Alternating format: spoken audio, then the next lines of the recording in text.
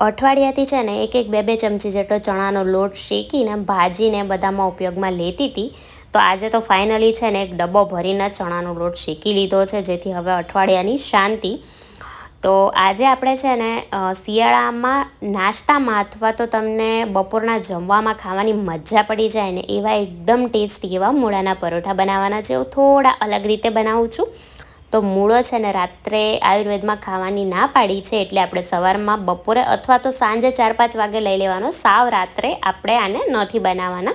હવે અહીંયા જો મેં ઘઉંનો લોટ લીધો છે ને એ 2 કપ લીધો છે, એની સામે આપણે 4 ચમચી જેટલો એમાં મેંદો ઉમેર્યો છે. મેંદો ઉમેરો અહીંયા ટોટલી ઓપ્શનલ છે, તમારે ના ઉમેરવો હોય તો તમે એને એવોઇડ પણ કરી શકો છો.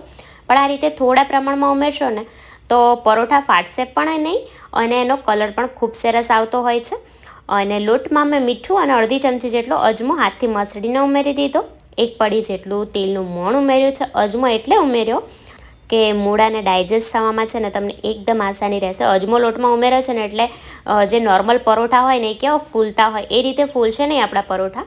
પણ હા, પચવામાં બહુ જ આસાની રહેશે, કારણ કે મૂળો ઘણા લોકો ખાય ને પછી એને છે ને ઓટકાર આવતા હોય છે ઘણા ટાઈમ સુધી મૂળાના. પણ આ રીતે થોડા અજમો સ્ટફિંગમાં અને થોડો લોટ બાંધવામાં ઉમેરશો ને તો પછી એ પ્રોબ્લેમ નહીં આવે.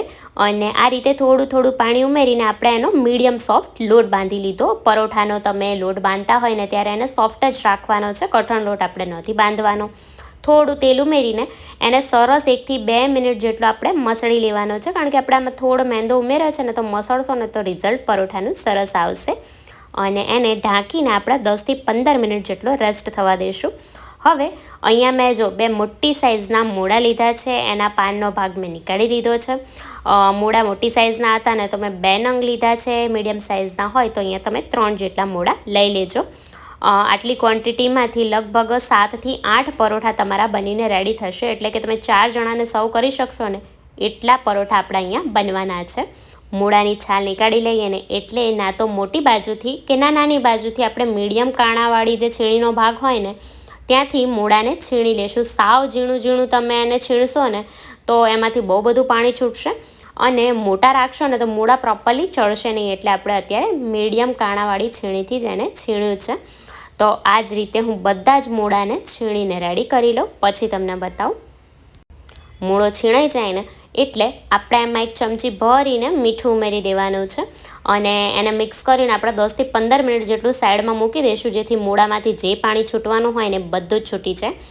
અને 15 મિનિટ જેવું થયું છે. હવે આપણે ફટાફટથી આપણું સ્ટફિંગ બનાવી લઈએ. એના માટે એક પેનમાં મેં 1.5 પડી જેટલું અત્યારે તેલ લીધું છે. મૂળામાં પોતાની પણ એક તીખાશ હોય છે, એટલે આ રીતે મૂળાનું પાણી નીતારશો ને તો એમાંથી જે એનો તીખો સ્વાદ હોય ને એ પણ થોડો અમથો ઓછો થઈ જશે. તેલ ગરમ થાય ને એટલે આપણે એમાં 1 ચમચી જેટલું જીરું ઉમેરવાનું છે. જીરું ખીલે એટલે અહીંયા મેં ફરીથી અડધી ચમચી જેટલો અજમો લીધો છે, અને એને સરસ હાથથી મસળીને આપણે ઉમેરી દઈશું. મસળવાથી છે ને અજમાની ફ્લેવર સરસ રિલીઝ થાય છે. એમાં થોડી અમથી હિંગ, અને અહીંયા મેં 1 નંગ જેટલું લવિંગનું મરચું લીધું છે એ ઉમેરી દેવાનું છે. તીખાશ આપણે છે ને મોસ્ટ ઓફ તો લીલા મરચાંમાંથી લાવવાની છે, આપણે પછીથી લાલ મરચું થોડું અમથું ઉમેરવાના છીએ. અને મૂળામાં પણ પોતાની તીખાશ હોય છે, એટલે તમે જે પ્રમાણે તીખું ખાતા હોય ને એ પ્રમાણે અહીંયા તમારે લીલા મરચાં લઈ લેવાના. 1 ચમચી જેટલી આદુની છીણામાં મેં ઉમેરી છે. આદુ સરસ સંતળાઈ જાય, એનો કાચો સ્વાદ જતો રહે ને એટલે આપણે એમાં 1 ચમચી ભરીને અહીંયા મેં આખા ધાણા લીધા હતા, એને મેં અધકચરા ખાંડી લીધા છે, એ આપણે ઉમેરી દઈશું. અને અહીંયા 1 વાટકી ભરીને મેં મૂળાના પાન લીધા છે અને બારીક બારીક ચોપ કરી લીધા છે, એ આપણે ઉમેરવાના છીએ. ઘણા લોકો જ્યારે મૂળાના પરોઠા બનાવે ને ત્યારે મોસ્ટ ઓફ જણા પાન નથી ઉમેરતા, પણ આ રીતે હું થોડા પાન ઉમેરું છું અને સ્વાદમાં બહુ સરસ લાગે છે. પાન થોડા શ્રિંક થઈ જાય એટલે કે સંતળાઈ જાય ને એટલે આ રીતે જો મૂળામાંથી વધારાનું બધું જ પાણી આપણે હાથમાં નીતારીને સીધું જ છે ને એને આપણે પેનમાં ઉમેરી દઈશું. ઘણા લોકો કપડામાં બાંધીને પણ બધું પાણી નીતારતા હોય છે, પણ એ પછી કપડું ધોવું ને એવું પડે ને, અને પછી કપડામાંથી વાસ પણ આવતી હોય છે મૂળાની. એટલે હું આ રીતે હાથથી નીચોવીને જ જો સીધું પેનમાં ઉમેરી દઈશ. તો આ રીતે બાકીના બધા જ મૂળાને નીતારીને હું પેનમાં ઉમેરી દઉં, પછી તમને બતાવું. તો અહીંયા જો આપણા મૂળાનું પાણી નિતારી મેં લીધું હતું અને હવે આપણે આને છે ને લગભગ 1 થી 2 મિનિટ જેટલું થવા દેવાનું છે. આપણે મીડિયમ છીણ રાખી છે ને એટલે 2-1 મિનિટમાં મૂળો સરસ ચડી જશે. અને એ દરમિયાન આપણે એમાં છે ને સ્વાદ પ્રમાણે મીઠું ઉમેરી દઈશું. આપણે અગાઉ મીઠું ઉમેર્યું હતું એટલે મીઠું અહીંયા સંભાળીને ઉમેરવાનું. અડધી ચમચી જેટલી એમાં હળદર ઉમેરવાની છે અને અડધી ચમચી જેટલું આપણે એમાં લાલ મરચું પાવડર ઉમેરી દઈશું. બધું બરાબર મિક્સ કરી લઈશું. અને આ સ્ટેજ ઉપર જો તમને વધારે ચટપટો સ્વાદ ભાવતો હોય ને તો તમે એમાં અડધી ચમચી જેટલું પાણીપુરીનો અથવા તો ચાટ મસાલો પણ ઉમેરી શકો છો. અત્યારે હું ટ્રેડિશનલ ફ્લેવર જ રાખી રહી છું એટલે નથી ઉમેરી રહી. તો બધું જ સરસ મિક્સ થઈ ગયું છે. હવે આપણે જે મૂળાનું પાણી નિતારીને રાખ્યું હતું ને એમાંથી 1 થી 2 ચમચી જેટલું પાણી હું ફરીથી આમાં ઉમેરી દઈશ. આપણે છે ને પૂરણને લચકા જેવું રાખવાનું છે, સાવ ડ્રાય નથી કરવાનું. એટલે ફક્ત 2 ચમચી જેટલું પાણી મેં એમાં ઉમેર્યું છે, કારણ કે પછીથી આપણે એમાં છે ને ચણાનો લોટ પણ ઉમેરવાનો છે.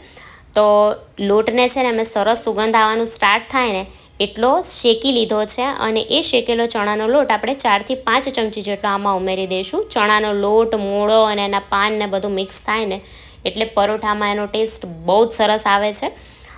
બધું બરાબર મિલાવી લેવાનું છે.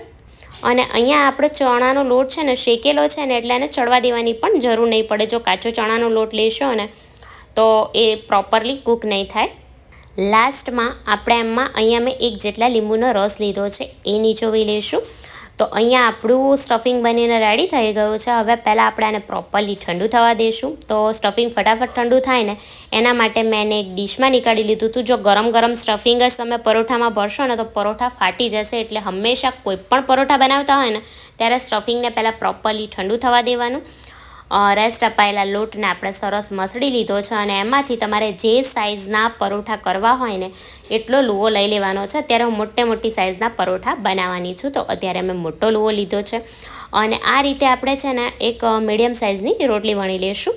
તો અત્યારે તો હું છે ને ટ્રેડિશનલ રીતે જે રીતે સ્ટફ પરોઠા બનાવતા હોય ને એ જ રીતે એને સ્ટફ કરીને બનાવી રહી છું. પણ જો તમને એવું થતું હોય કે મારા પરોઠા ફાટે છે, આ રીતે મને પ્રોપરલી વણતા નથી ફાવતું, તો તમે 2 પાતળી રોટલી કરીને એમાં સ્ટફિંગ વચ્ચે ભરીને એને સીલ કરીને પણ પરોઠા બનાવી શકો છો. અને સ્ટફિંગ ભરતી વખતે બિલકુલ પણ કંજુસાઈ નહીં કરવાની, ભરપૂર સ્ટફિંગ ભરવાનું.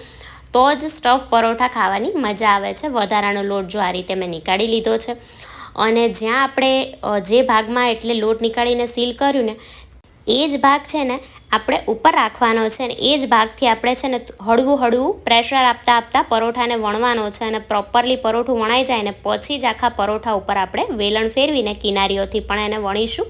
સ્ટફિંગ જ્યારે તમે પરોઠામાં ઓછું ભરો ને ત્યારે ફક્ત રોટલી ખાતા હોય ને એવો જ સ્વાદ આવે છે. સ્ટફિંગ છે ને આપણે હંમેશા ભરપૂર ભરવાનું જ.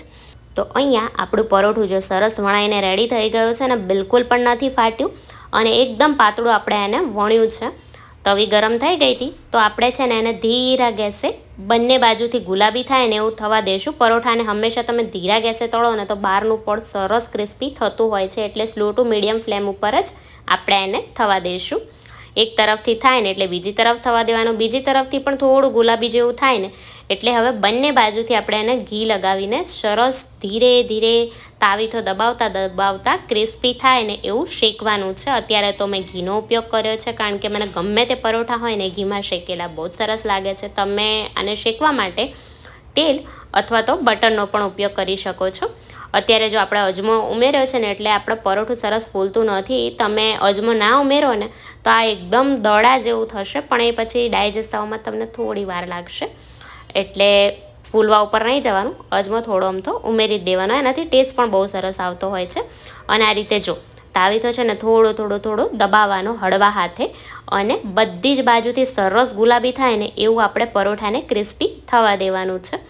તો અહીંયા આપણું પરોઠું જો સરસ શેકાઈને રેડી થઈ ગયું છે. આ જ રીતે હું છે ને બાકીના બધા જ પરોઠા વણીને રેડી કરી લઉં. ત્યાં સુધી તમે છે ને તમારા ફેવરેટ પરોઠા કયા છે, તમારું નામ શું છે અને તમે ક્યાંથી મને જોઈ રહ્યા છો એ મને કમેન્ટમાં લખીને જરૂરથી જણાવજો, જેથી મને ખબર પડે કે મારા વ્યુઅર્સ ક્યાંથી મને જોઈ રહ્યા છે. અને જો તમે પરફેક્ટ લોટ બાંધ્યો હશે ને તો આ રીતે એકદમ આસાનીથી ગોળ રોટલીની જેમ તમારું પરોઠું ફરશે. તો અત્યારે મેં છે ને પરોઠાને ફુદીના અને ધાણાની એકદમ સરસ તીખી ચટણી સાથે સર્વ કરેલ છે. તમે આના મસાલા દહીં સાથે પણ સર્વ કરી શકો છો. અને ઉપરથી આપણે છે ને થોડું બટર મૂકી દઈશું. તો અહીંયા આપણા એકદમ ટેસ્ટી એવા મૂળાના પરોઠા બનીને રેડી થઈ ગયા છે. આપણે શું કરીએ ખબર છે, પહેલાં ભગવાનને પરોઠા ધરાવી દઈએ અને પછી હું તમને તોડીને બતાવું કે આપણા પરોઠા અંદરથી કેવા બન્યા છે. તો મંદિર અમારા ઘરનું બહુ મોટું નથી, નાનું જ છે, પણ મનનું મંદિર અને જે શ્રદ્ધા છે ને એ એકદમ વિશાળ છે. તો હવે ફટાફટથી તમને આને કટ કરીને પણ બતાવી દઉં કે આપણા પરોઠા કેવા બન્યા છે. તો એકવાર મારી આ રીતે આ પરોઠા બનાવીને ચોક્કસથી ટ્રાય કરજો અને પછી મને કહેજો કે કેવા લાગ્યા તમને. અને જો આજની મારી આ મહેનત તમને ગમી હોય ને તો વિડીયોને લાઇક શેર કરવાનું ના ભૂલતા. તો ચાલો ફરી મળીશું આવી જ એક નવી રેસીપી સાથે. ત્યાં સુધી બધાને જય માતાજી.